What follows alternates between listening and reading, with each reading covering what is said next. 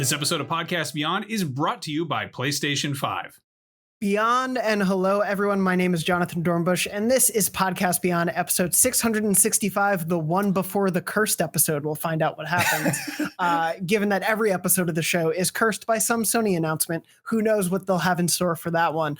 I'm joined this week, though, speaking of curses, unfortunately, some of our cast isn't here, but luckily, I'm joined this week by Brian Altano. Brian, thank you for joining me. Good to see you, Jonathan. We'll have a little fireside chat. I actually really enjoy these episodes, so I have no problem with it. It was really funny as I was saying that, because I didn't mean it to be that way at all. But as I was starting to say that phrase, I was like, I don't want you to think I'm saying it's a curse that I'm doing this show just with you. Just that our other co-stars of the show can't be here. No, I know what it's like to be picked last on kickball. So. Oh, my entire childhood, you mean? Yeah, exactly. Yeah, so as Brian was saying, this will be a bit more, I think, like of a casual episode because, this morning as we're recording, Nintendo announced a cool Breath of the Wild prequel that is a Hyrule Warriors sequel. It's both a sequel and a prequel, but it is not the pre-sequel like in Borderlands. And of course, Xbox also announced, the price and date of the Series S and actually confirmed that box after a leak. And PlayStation put up a blog post yesterday that said we're going to be highlighting PSVR this week and there won't be PS5 announcements. Now that could change and that could just be related to PSVR, but that was sure a down note to really start the week on. And they're like, by the way, no PS5 stuff. It definitely made me go into this week thinking, okay, this is going to be a quiet, normal week. And then a bunch of stuff leaked or broke or was, officially announced from the other guys over the weekend.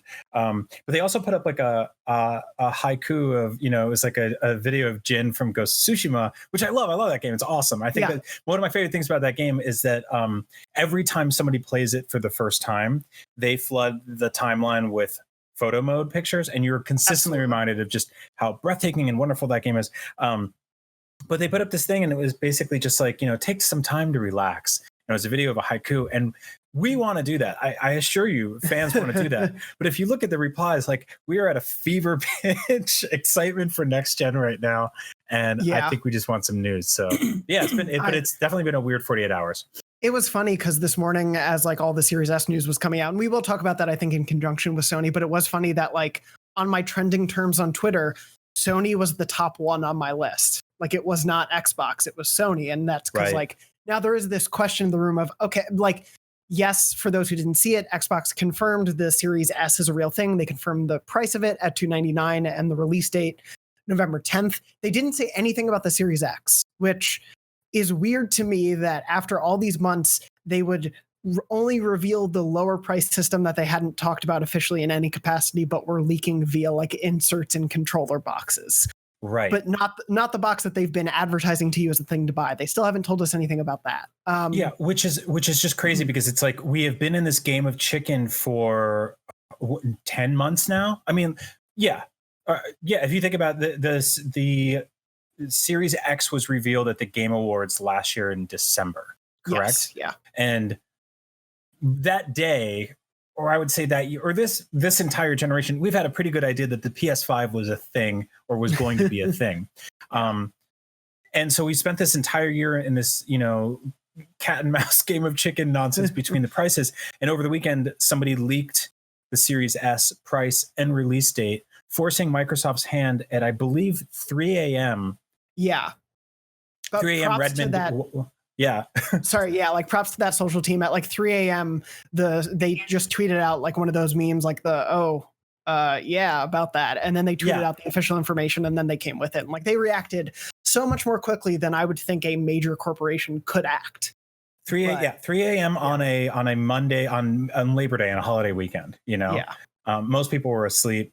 Europe was wide awake and ready to rock and roll. So through that they officially announced the price and everything, but we also got the release date, which is crazy to me because that is like a leaker has finally forced the hand of the next gen console conversation to begin for the first time in now 8 weeks away from when this could considerably come out. And so that's November 10th. And so that is, I believe, like the first possible next gen date we have that Sony could either cut off as before or come after. Like, it gets super weird now. It's so strange. So like looking at this is just a random, like, let me do the math of my calendar. November 10th is a Tuesday. We have seen consoles release on Fridays. So like, the weird thing about Xbox not announcing the release date of the Series X, which is for all intents and purposes, the competitor to the PS5, the two things that we're seeing go head to head. I think Series S is playing to a different market, and we can talk about whether or not that'll end up in their favor. But that's releasing on a Tuesday. It would be weird to me if they're like, and the Series X is out Friday on the 13th. Like that, right. I would assume they're going to be the same day, but I don't know. And my guess then is like, I pretty confidently am going to stick with the idea that Sony goes the week after. That's kind of where I'm at, the 16th through the 20th. So either the 17th or the 20th would be it. It's still before the shopping rush that occurs, around Thanksgiving in North America. Or in the US. So it's before all that. It's before Cyber Monday. It still gets them to like be within that conversation, but it also gives them as much time as possible before that. Right. I mean, I don't, well, a couple things. One, I think you're spot on. Two, it's weird to see a console launch on a Tuesday, like you said. I don't know if historically that's happened before. I remember being really annoyed growing up in New Jersey because we had this thing called the Blue Law, which meant that you couldn't, most stores in our county were closed on Sunday, sort of like in observation of religion, but also because a lot of people just didn't want to deal with New Jersey highway traffic. And so like people who weren't even, religious, like my dad, would vote for this thing constantly. And so I remember being really annoyed when things would launch on a Sunday. I believe it was like the N64 or the Wii or something like that were like weird weekend launches, if I'm not mistaken. Two, we used to see things launch on Tuesdays all the time. Albums specifically, like the music industry was Tuesday forever. Games, I believe, for a while were like that. Tuesdays, yeah, and then everything kind of quietly moved to a Friday. Video games are weird now because they just release constantly. But three, I don't think, and correct me if I'm wrong, I don't think we've ever seen a console manufacturer launch two sort of parallel concurrent models within the same like window but on different dates. Like. Has that happened? Not that I can think of on different dates. Yeah, especially at the launch of like the new generation. I think like the PS3, the different hard drive space ones came out the same day. Like I think that's pretty standard for them to be the same day. And so that's why like all of the, rumor and speculation, just guessing, is it'll probably also be the 10th. Right. I don't know what the benefit would be of staggering the release. Well, to me, unless they accidentally had like 5 million extra units of the Series S, and they're like, we got to push this thing out first, make people buy it, and then put the Series X. But that's not how that works. So that leaves the 3rd, which it absolutely won't be because that's Election Day. And I think it would be suicide for PlayStation to launch a console on Election Day because there's going to be enough stuff to argue about that day. The 17th, which I think feels like, the week of the 17th, or maybe they do it like Friday the 6th. That's like, the only other date that makes sense to me. I don't. Do they speed up down the highway now and cut off Xbox? Like, my guess is it depends when like Spider-Man's good to go because like I don't get me wrong, 2 extra weeks of polish can make a big difference for games, and especially when it's like the launch of a new game. Having 2 more weeks to say that Spider-Man on PS5 launches in pristine condition, they don't have to do a day 1 patch and then a day 14 patch, like. To be able to say, hey, right out of the box, you can play our biggest games, pretty great. Probably isn't the worst idea. Because at least for me personally, like if I were deciding how to spend my money, the week's difference would probably not really make a difference. As much as you want the new thing, you want the new exciting games and all of that. Most of the big games that are supposed to come out in November are those 2nd and 3rd week of November. So like the PS5 coming out on November 6th. Assassin's Creed Valhalla then can't launch day and date. Up-res versions of, or like being able to play Cyberpunk, you'd have to wait 2 weeks still. Like, well, even Cyberpunk though launches on what day? The 17th.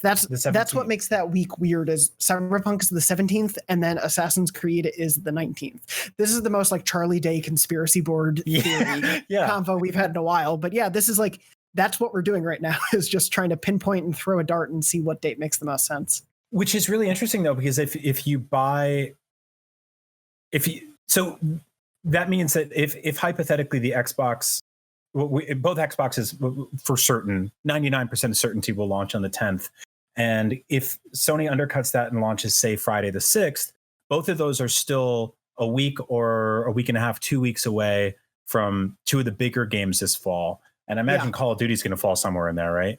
Yeah, I forget what date that is. Let me look that up. But I guess the reason I was saying that versus something with like Xbox and them launching the week before those big games is more so the idea that like Xbox One they're not interested in saying you have to buy the next gen console to play it the best way. They are saying buy the Series S, buy the X, play it on PC, play it on an Xbox One, play it on an Xbox One X, just subscribe to Game Pass. So like for them saying, hey, we'll have you in Game Pass the week before those big games is a good benefit for them that they're chasing versus PlayStation isn't chasing a service right now. They're chasing getting you to buy the box. Yeah. Yeah. And I think all of this is tremendously compounded this year by the fact that Black Friday, that whole weekend is the giant rush to retail historically. And America is obviously at the top, leading the charge on physically trampling people in malls and stores to get savings on Black Friday weekend. But we're in a global pandemic, and I'm really wondering what kind of impact it's going to have here, because I don't really see people lining up for midnight launches the same way they used to. I don't see people lining up outside of Best Buy or shoving through crowds. Maybe you do. There's obviously some people are taking this more seriously than other people, right? I did see some photos from Labor Day weekend that I didn't love. So yes, it's one of those. But I agree with you. I think like on the whole, also just from like a corporate level, you'd probably want to avoid any lawsuits that could potentially happen. And I don't know what the jurisdiction of the sidewalk outside of Target is. Yeah, PS5 launch deemed super spreader event is not a headline you want to read, on IGN or anywhere else. Yeah, Herman doesn't really want that in the launch discussion window, I would guess. No. Yeah, it is a really strange thing. By the way, I just looked it up. Call of Duty is November 13th. It's that Friday after the Xbox launches. Interesting. So I guess Xbox is basically saying like, get this, and then in the next week and a half, you're going to be inundated with brand new third-party games, which I guess is a pretty smart, Yeah. It's actually very smart, because if you think about it, especially because it seems like the upgrade paths on a lot of these games, and we'll talk about that in a bit. Is kind of rocky at best. And some companies are, giving you basically the off ramp to the future, and others aren't. No strings attached. But I do think it's interesting that if Sony goes too late, you might get a bunch of people who buy the last gen versions of these games. And, I guess it depends on how much sort of like crosstalk is happening between each of these SKUs, Yeah, absolutely. And as you were saying that, I pretty much talked myself out of the argument I just made. Because, I was thinking about it, and the 6th actually makes a decent amount of sense, or at least that week, not just to go before Xbox. Now that I'm thinking about it, I love debating myself. But it's just I would say PlayStation for PS5. Like, yes, some games have been delayed. Like Deathloop is not going to hit this year, but there are a decent number of indie and first party with Astro's Playroom being built in, and Spider-Man, and then third party indie stuff like Kena and the Bridge of Spirits, Bug Snacks, why can't I remember the name, the Annapurna game with the Falcon, the Pathless. Like there's a lot of indie games that are hitting Sony that aren't hitting Xbox, at least in this launch window. And so to give all those games breathing room 2 weeks before Call of Duty and Cyberpunk and Assassins comes out may be a good strategy to get people to buy those games who might not. That's true. That is true. So we're going to be proven right or wrong, hopefully within the next week. But it's one of those, just like, I could see arguments for and against all of these things. What do you think about, like, Friday the 13th is a cursed day. It influenced a dozen horror movies, but coming a few days after Xbox, like, do you think, I honestly don't think they're super worried Maybe they should be. That's a different conversation. But I think that they're coming off of so much momentum off this year and so much goodwill, and they were market leaders by such a wide majority. I mean, we have to theorize that because we didn't get hardware numbers from Xbox this generation. And I know for sure we won't as hell next generation unless they're the market leader, which I don't exactly see happening, but we'll see. Yeah. And so I think that they're coming off of so many hits this year. And they have so much goodwill, and they're also, they're showing you Ratchet and Clank, they're showing you Demon's Souls, they're showing you Spider-Man. They're going, this is what you're going to be hypothetically playing in the first 3 to 6 months of the console's life cycle. I think they can afford to come in 4 or 5 days later, maybe even a week later. Yeah, I think like for them, release date won't matter as much as what this like the lineup is during that window. Like you were saying, Demon's Souls doesn't have a release date. I wouldn't be surprised if it's a launch game. I wouldn't be surprised if it's a January game. Like I could see it coming day 1 or day 50, but I could see it coming pretty early too. And so it's like they have a lot of really big heavy hitters for early on. I think the thing that's going to matter right now is price, because someone is going to go on Amazon or go on Target or go to a store and see that there is a new Xbox for $300. And I think the PlayStation 5, like unless Sony's insane, I think $500 is the price probably for the main edition. Yeah. I mean, sorry, go ahead. No, you go. I was going to say that is where I'm like comfortably imagining it's going to be. It could hit 550, but I think at this point, just hit 500, be the same as a competitor, and have the discless version be 400 or 450 even. But like that said, having a new generation console, even if it's less powerful, people are going to see, a new Xbox. It's $200 cheaper than the PS5, or even $100 cheaper, and it plays most of the same games. If that's someone who's going to a store is deciding what to buy based like that, one, I'd like to live that like carefree and just wonderfully and just be like, I'm spending hundreds of dollars, but I don't know which until I go into the store. The undecided voters in 2020. Exactly. Yeah, God. Yeah. But it's one of those things where like, I think unless Sony massively drops the ball when it comes to the price point of the main version and the discless version, I think they're going to have a pretty decent launch. Like I genuinely, as great a value offer as Game Pass is, and I see this being brought up as like, why wouldn't you buy a Series S and get Game Pass? It's like, well, because then you don't get Spider-Man, you don't get Demon's Souls, you don't get Spider-Man and Marvel's Avengers, you don't get the Call of Duty DLC a month ahead of your friends on Xbox or PC. Like there are a lot of reasons, and we can talk about like whether or not they're friendly to the consumer base at large, and we have, but like unless Sony says, hey, this thing is $700, I don't see a way this goes poorly for them, no matter what date they choose. I don't know about you. I'm totally with you. God, I love these conversations. So a couple things here. I think, all right, just a brain dump really quickly. I think there's a lot here that when I first read that Microsoft was doing that, basically that program that will allow users to pay $25 a month or $35 a month and pay off their system over time. That's something that we've been talking about on the show for over a year now in terms of offsetting next gen pricing. And I think it's really smart. It's a pilot program that they initiated in the past. I think it's useful in economic collapse, recession that we're in right now, times of such uncertainty. I think it's very important. I think what else that they're doing with that is they're bundling in Game Pass or Game Pass Ultimate, which is good because you're paying for a service and ultimately getting a hardware at the end.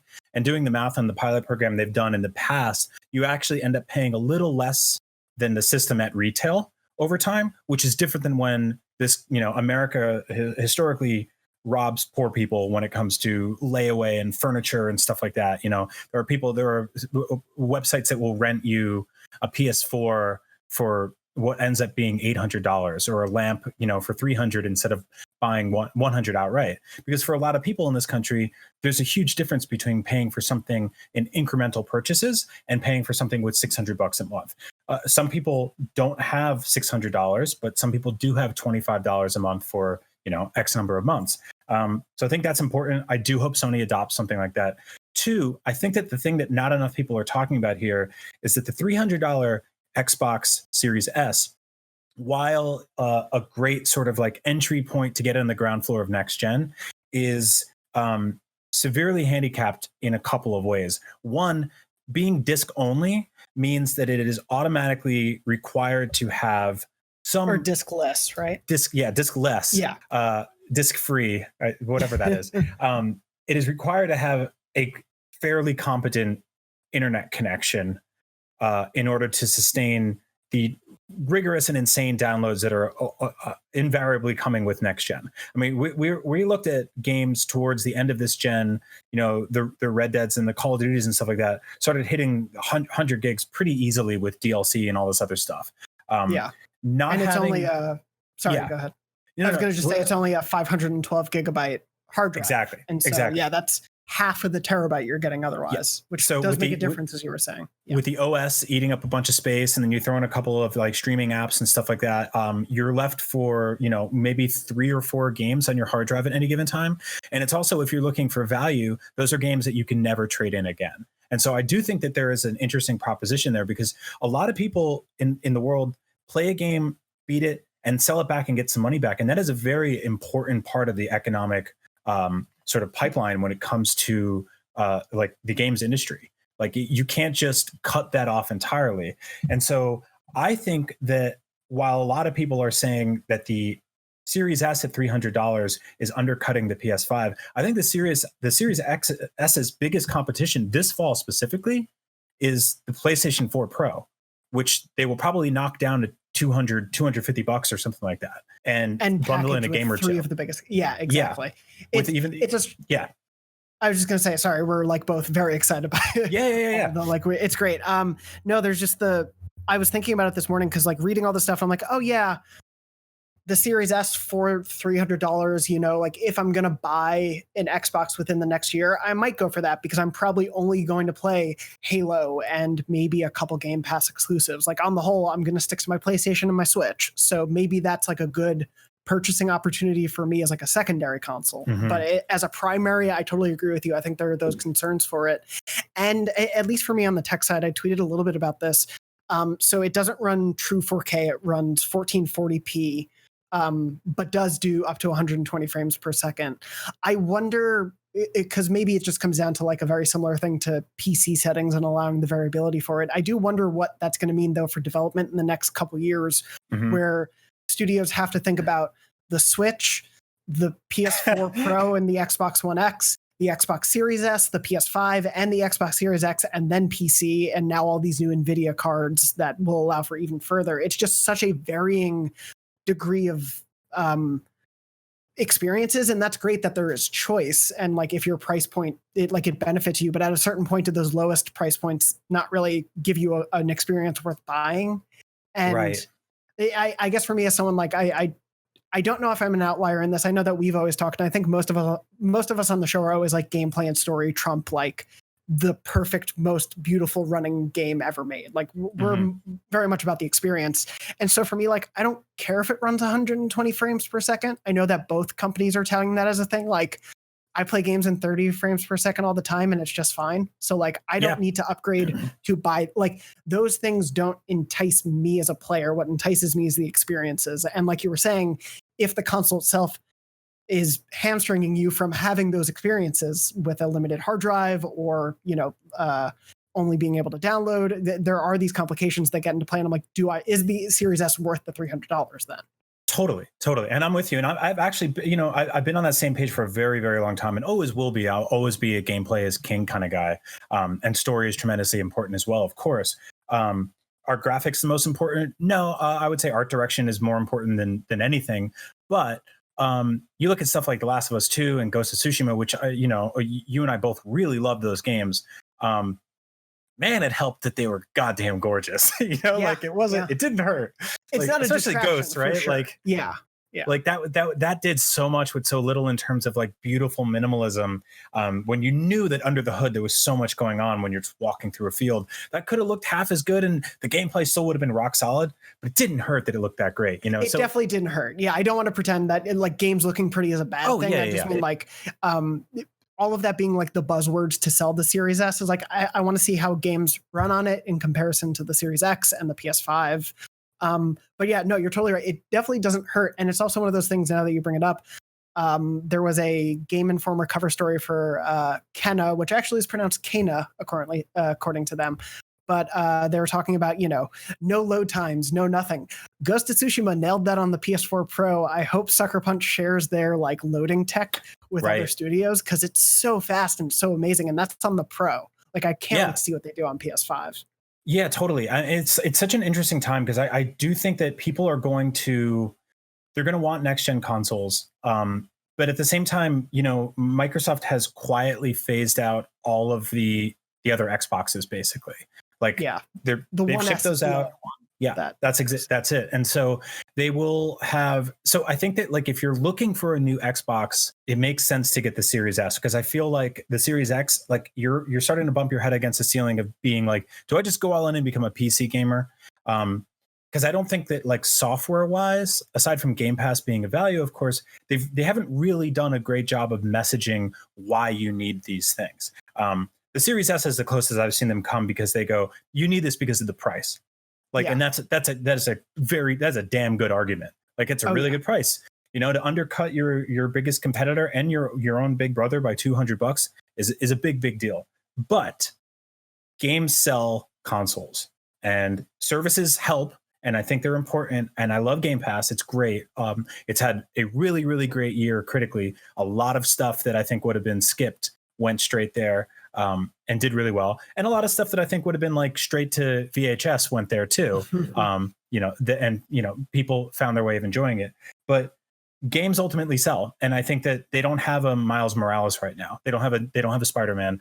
They don't even have a Ratchet and Clank. Like, there's stuff coming, obviously, but I think ultimately people are going to be looking at this fall, and they're going to either tighten the belt a little bit, play what they have, which they have no shortage of, because this gen is closing stronger than any gen ever has before, hands down.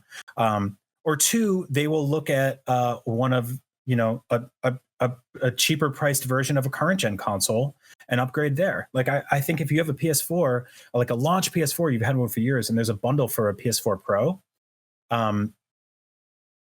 and it seems like a better deal, and they throw in some games or something like that, then that's a no-brainer. And so I think that, like, and then on top of that, if you really want to go all out, you got the PS5. And so I do think that Sony is going to dominate a lot. But like we said earlier, Black Friday is a weird one this year. So I think we're going to see maybe softened sales across the board for everything.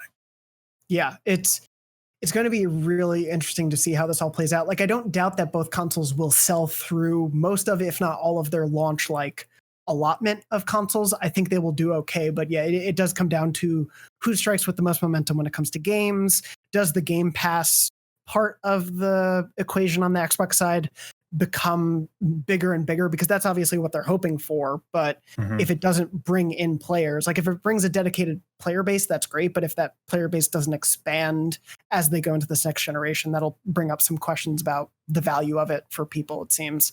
Right. And I think again, I just want to say it is a great deal. I am not questioning the value of it whatsoever. I just mean in terms of, like, they need to be able to sell that to people, and not just to say, well, you get 100 games, because I do think people are choosier with games than, say, like, shows on Netflix they will watch, because that can be a 12-hour investment versus a 60 to 100-hour investment. Yeah, I mean, I don't really know if like a mass quantity of games has ever really been the selling point to gamers, rather than, like, knowing that there's, like, these, like, really significant and really cherished individual pieces of narrative and story and gameplay and software. For sure. And I think that's something that Sony's been really good on. The last factor, obviously, is inventory.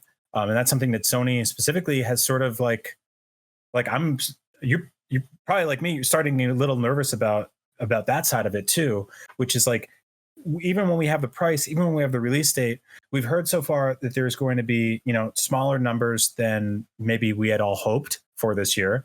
And also there's that sort of weird cryptic sign up, and depending on how much you love PlayStation, maybe you'll win a chance to, like, pre-order. Like, that's the kind of stuff that gets me nervous. So if that could play a factor, if you're dying for an next gen console and you straight up can't get a PlayStation, maybe you'll buy an Xbox as a stopgap. I mean, I don't know how many people are that frivolous with money, but there's probably some, or enough. Like, we're all going through retail therapy to fill the holes left in our social lives and family lives this year. So if there's not a box on the way, do I really have anything to look forward to?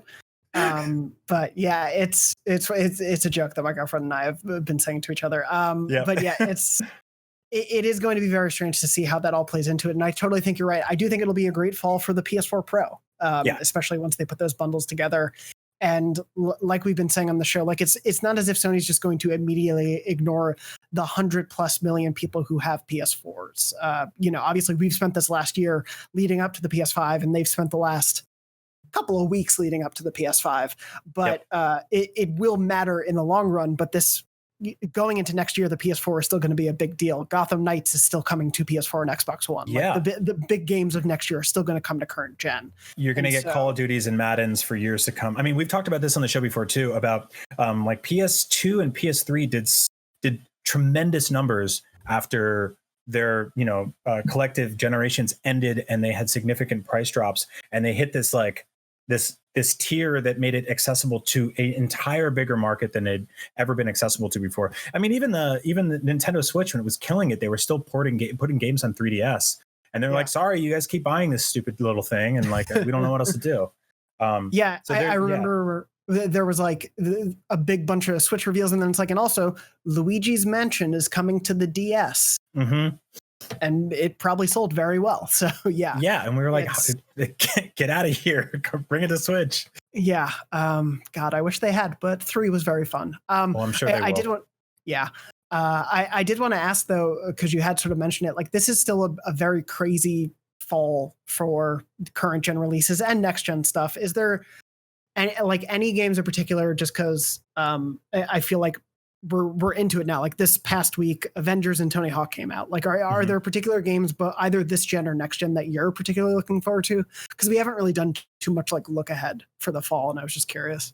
I mean, I'm immeasurably excited for Demon's Souls because I've never played it, and that's going to feel like a brand new game for me. And I feel like sort of like it's cheating because there are people that played that game when it originally launched, and getting to come in for the first time is super cool. Because I imagine there's going to be some like slight quality of life tweaks there that I'll get to appreciate, and they'll be like really, diehard fans being like, they changed the thing, and I'll be like, I didn't even notice. I no idea. I'm sorry.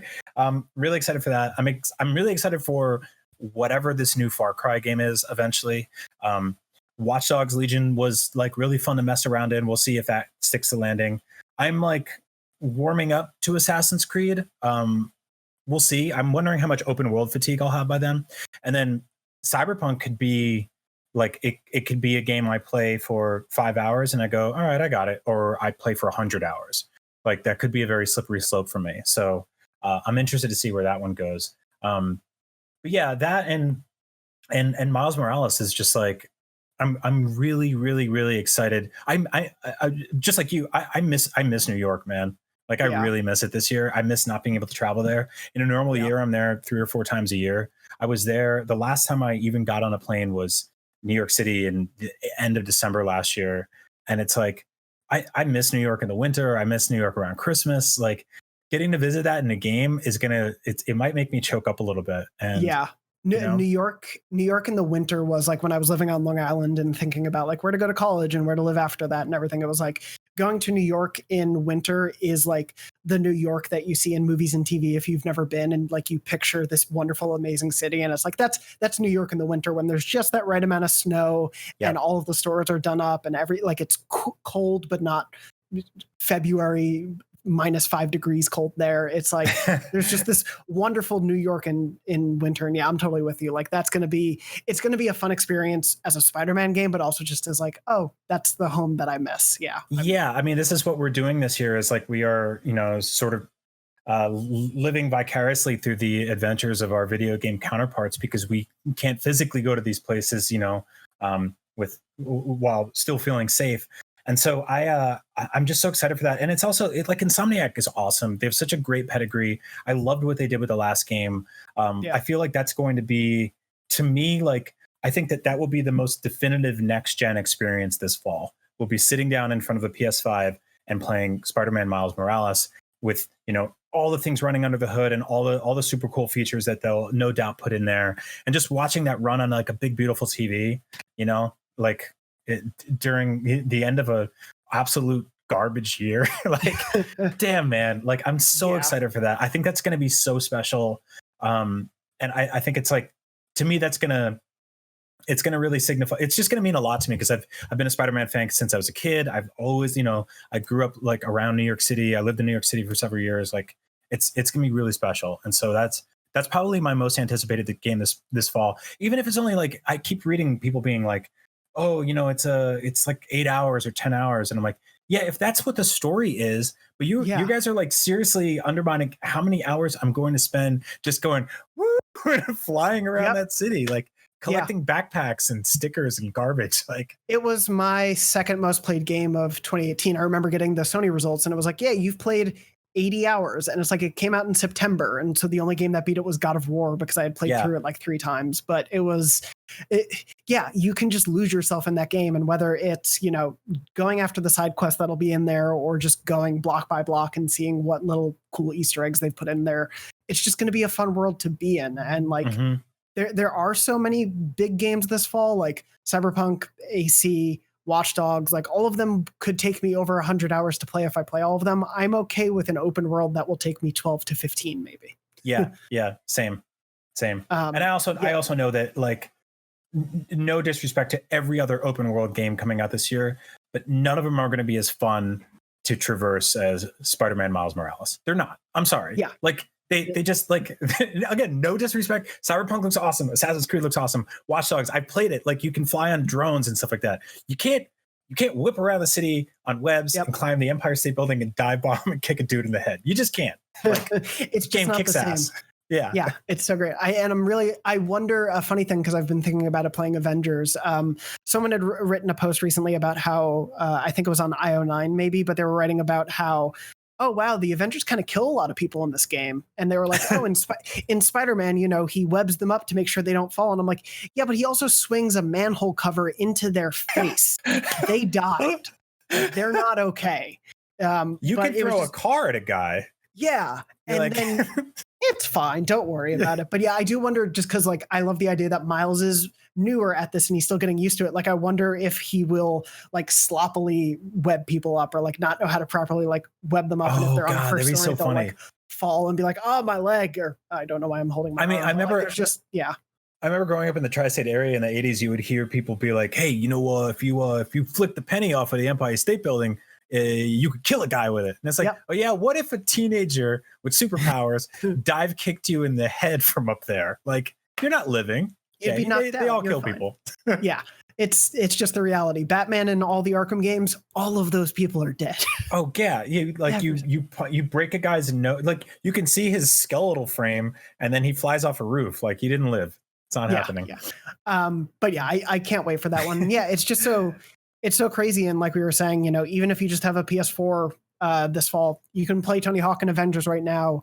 Star Wars Squadrons and Crash 4 come out the same day in October. All the big open world games are coming to like current gen consoles. It's such a busy, crazy fall with the console launches on top of it. That it is, like, as you were saying, especially with Spider-Man at the end, but it's like, it's this nice cap to such a catastrophic year to have this much still to look forward to on the game side.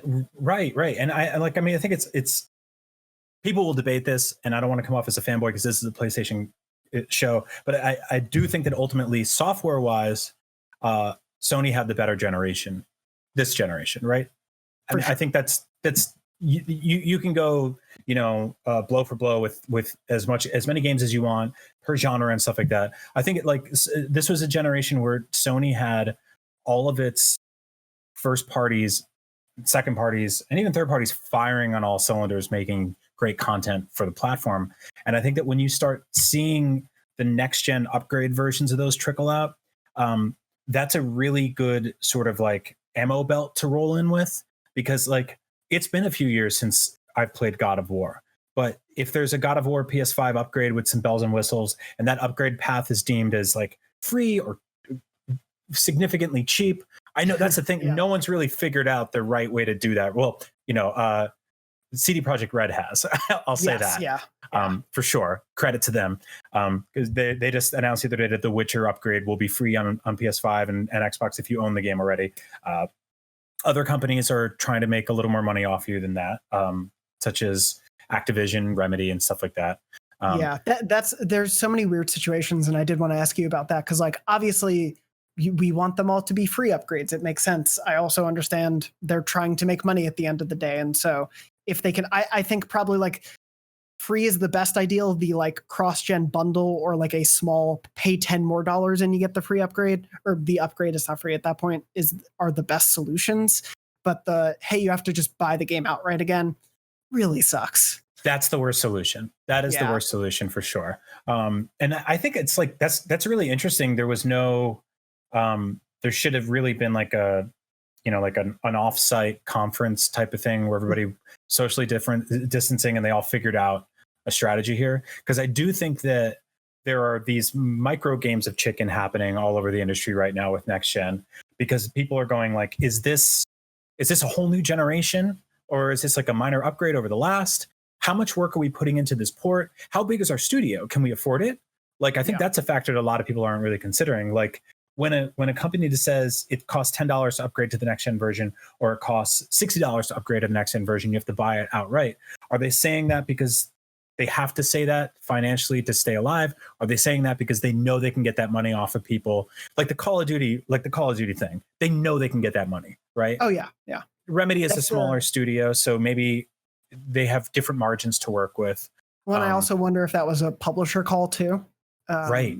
Like who knows there, because the messaging did come from like joint Remedy and 505, and so who knows there. And like as a fan of Control, I think that sucks because I want more people to be able to play that game, and so it would be way easier if they could have the cheaper version and just get a free upgrade next gen.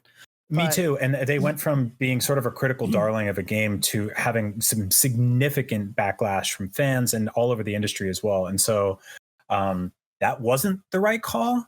That's definitely the wrong way to do it. Like, yeah.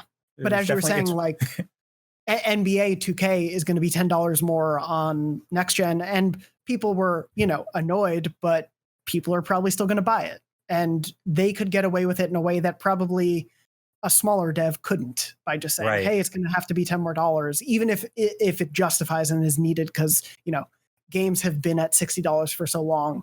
There's plenty of argument to make that they could go $10 more to help with costs and everything. But yeah, it's like NBA could get away with that. I don't know if a smaller dev could have. And so we're in this weird, as you were saying, there's no consistency. No, that's why that's a conversation they could have had at my, hypothetical company retreat, where they go, okay, all games are now $70, no bullshit. Like, this is what it is. But they didn't. And so games are still 60, except for when they're not. And upgrades are free, except for when they're not. And like, that's going to get kind of sketchy. And we've gotten some vague quotes from Sony, but a thing I always want to point out is that there were like 70% of the people who bought The Last of Us on PS4 hadn't bought it on PS3. I've said that so many times in the show because I think it's worth repeating. There is always, with a new generation, a massive portion of the audience that it's their first time dipping into that ecosystem. And they haven't played those games. And I think that coming into next gen with a bunch of great first party stuff, and a bunch of, you got your Demon's Souls, Ratchet and Clank, Miles Morales, Horizon, on the horizon. But then also going, hey, here's like beefed up versions of God of War, the original Horizon, Death Stranding, Ghost of Tsushima, Spider-Man. Like, all of that is going to move the needle as well. And I think you're going to get a lot of people moving over there. Whereas if you look at Xbox, like, they had to take their flagship title for this fall and delay it indefinitely until some point next year.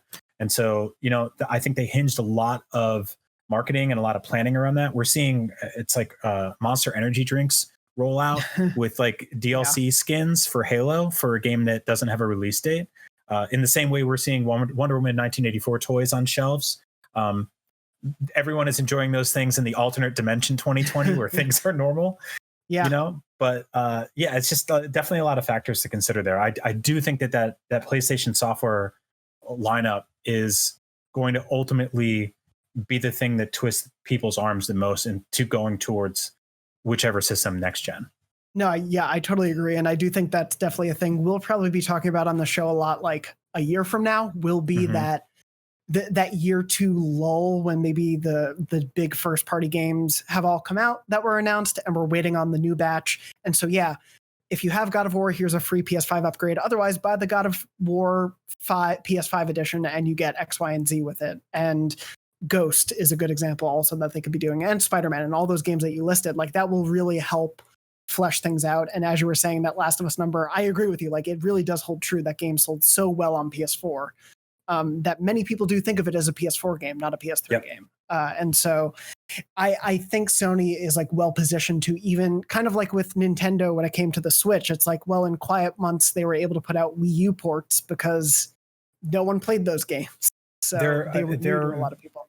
Biggest game this fall is at least best-selling, or will be best-selling game this fall, is the Super Mario 3D Collection, which is like a series of games from multiple generations ago. One of them literally like the first 3D platformer and marginal improvements. And it's, if you go on Amazon, it's the second best-selling game of 2020 behind Animal Crossing. And so there's people will buy old games, I guess, you know? Yeah, it's a strategy that's proven to work. And so I feel like that's going to definitely be a big part of at least like that second wave of next gen exclusives. And like, I will take a prettier replay of God of War. I will not say no to, like, that's great. I will happily do that. Yeah, but me too. One of the things I did want to ask you about really quickly was we now know that 2 out of 4 of the different models of next gen systems, the Series S and the diskless PS5 are digital only. We're seeing a retail apocalypse happen even before the pandemic hit, but specifically video game stores, GameStop, bleeding profits. Reggie Fils-Aimé went in there to, you know, help clean up shop, and then 2020 happened. What do you think this means for video game retail stores going forward, independent game shops? Like they have to be sweating a little bit. They have to start being worried that there's a potential future where, you know, half of the next gen consoles sold don't require you to ever go into a video game store again unless you need a controller. Yeah. No, I mean, you kind of spoke to it earlier, but I do think it hastens their decay, their like eventual closing down, because it is that sort of thing of, especially if more like Game Pass subscriptions and PS Plus or PS Now becomes bigger, like then that just erases the need for any sort of storefront when it comes to either like an online retailer or physical. But yeah, with these two models specifically, it's, you know, you mentioned it, people still don't have great internet everywhere. Like gigabit internet is not that widespread in the US, let alone all around the world. And so I think there will, for a pretty decent chunk, if not the entire next generation, be a need for physical games. Like that definitely won't go away this gen, but I do think that hastens it, because it is, oh, well, if that's the cheaper model, I'll buy that. And then why would you want to buy discs in the future? Because it is that hassle. And like, at least for me, I have not gone to a games dedicated store since I think I bought a Wii U in New York because I couldn't find any online and wanted the Zelda Wind Waker edition. Like, if I go buy a game in a physical form, I go on Amazon or I go to Target or to like a big retail seller like that. I don't go to GameStop, even though there's, you know, 3 within driving distance, or at least there was before they had a lot of closures. But like there was just never a need to only go to a game store anymore. Yeah. And totally. so, for me, I do think we're going to see them start to shutter, unfortunately. And that sucks for the smaller retailers, like the, you know, as you were saying, the independent retailers, because that is what they thrive on. And there is a community that forms around those shops, and perhaps could keep them in business, I think, to a certain extent for longer than they may be able to if they were just trying to survive on their own. But yeah, I don't know. It's unfortunate. It sucks, because I did enjoy as a kid, you know, going into Toys R Us or going into GameStop and seeing all the new games on the shelf. But now I just turn on my PSN and I see what the new games are for the week. Right. I mean, there was. What about you? Yeah. We started this year looking at sort of the conceptual reimaginings of what a newly revised slew of GameStop stores could be like in America, and they were essentially hangout places. They were designed around communities and sort of like game tournaments, and like coming in and sitting on couches and grabbing a game off the shelf and paying a couple bucks to, you know, hang out and play games for a few hours, buy snacks. That is the last thing most people want to do now. And so I think it's they hedged a major bet, justifiably, on the next gen consoles being the Hail Mary. But if one of the biggest ways to get a PlayStation 5 is directly through Sony, GameStop's cut out of all that. If people are buying digital versions of these consoles, GameStop's cut out of all of that outside of the initial thing, which I don't know what their margins are on that, right? Like, I don't really know how much money brick and mortar stores make selling hardware versus software and controllers and stuff like that. And so that's a major issue there. I will say that in my travels, at least making fast travel, the travel show that I used to host back when people traveled, I luckily purposely visited a ton of independent game stores, stuff like Pink Gorilla in Seattle, which is doing great, but they all have a very like interesting model, which is a good mix of retro games and then getting new releases. And the new releases sort of get people in the door because they can go, hey, you can buy Ghost of Tsushima here. But it also, while you're there, you go, oh, you guys sell PS2 games? Do you sell PS2s? Yeah, okay, I'll buy one of those too. And so people sort of fall down this like, rabbit hole of nostalgia, and that's important. And so I do hope that those types of stores find their way and can stay afloat, Yeah, like you were saying, it totally playing off nostalgia, I think, is going to be the way to go, because as you were saying, GameStop made that bet, and then literally the idea of gathering with people, for most people, is a horrible idea. And so, like, weeks after they announced those plans, and it is even after, everything's back to some sense of normalcy, we have a vaccine, all those things, in this theoretical nice future that we live in, where we have our PS5s. I'm not going to want to go to a store to go play games with my friends. I'm going to just have 3 or 4 people I know are well and not, susceptible to anything, have them over to my apartment and play with them there. Because totally. Physical gatherings in open spaces is just not going to be a thing I want to do in the near future. And it does bring the question up of like the esports and competitive side of gaming. And that's a lot of places were building arenas right before all this collapsed. And will people want to go watch that when they can maybe just watch the streams online? I was actually having a conversation with my wife before about this. I was like, I don't know if we'll ever like go to video game conventions again. I mean, you can just straight up cancel all the ones in 2021 right now. Like that seems like a safe bet. But I just really can't see a reason where 50,000 people will convene in a single shared space in the next few years. And so I think that this is the weirdness of this year about rolling events and games of chicken with release dates and prices and stuff like that, and weird messaging and like 3 a.m. info drops on Labor Day weekend. I think that's going to be the new normal for a very long time. I don't really see like a big E3 event happening anytime soon, or even a PAX or anything like that. So strap in. Well, and I did want to ask, just as like a sort of wrap up thing, if we're looking at that as our foreseeable future, do you like it? Do you like this like always consistent, whether they're small things, whether they're unexpected shadow drops, like Nintendo's strategy has been on a, random Thursday morning, here's an announcement, or an event when we're least expecting it. Do you like this sort of almost continuous on the edge of a possible exciting announcement thing? Or do you think that runs us like raw with just always hoping there's going to be a new big thing announced? Well, I feel like it was sort of a trajectory that the industry was heading in to begin with. Even before COVID-19, many companies were splitting off from E3 and doing their own thing, right? And there were companies like Rockstar and Blizzard that never really even bothered with it, or haven't in a very, very long time. And so I think we were heading there. So I am sort of okay with it. I also don't help run news for IGN, so like things are a little, you probably get messages in the middle of the night that I don't get. So selfishly, like, it is kind of nice to get little Christmases all year. But I do miss, I do worry in the long term, and this is sort of psychological, but I do worry in the long term that we are sort of an inherently reclusive species as gamers. and moving us away from community and communal events is dangerous. I do think there was something to esports and tournaments. I do think there was something to going to PAX and walking the show floor and playing a bunch of indie games. I'm playing a game right now called Struggling. It's on Switch and PC. I really hope it comes to PlayStation. It's a co-op game. It's super fun. I bought it without even reading reviews for it because I played it at a PAX last year and I loved it.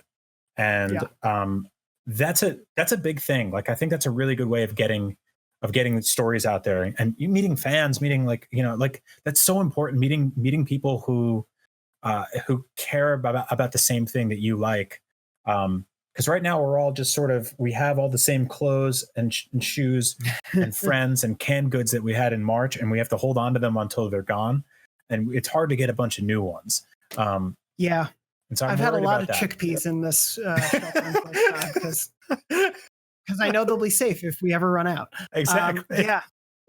You're totally right. And I do hope you got to save the Pop-Tarts and stuff for when we're in the bunkers, Exactly. The non-perishable sweets. Yeah. It is that weird thing of I totally do hope, like if I didn't have to go to another E3 again ever, I would be sad because there is that thrill of it and it just turned into all digital events. Like I think I would get over that. I think I would be more bummed if there's never a PAX again, because events like that are slightly smaller, and I think there's a way they can continue and even proliferate like in post-COVID times. But like the events that are really around the excitement of the players and of the creators coming to show off their stuff, and it is big and small creators get elevated to the same heights a lot of the time. Like the biggest stories at PAX are also often one of the coolest indie games.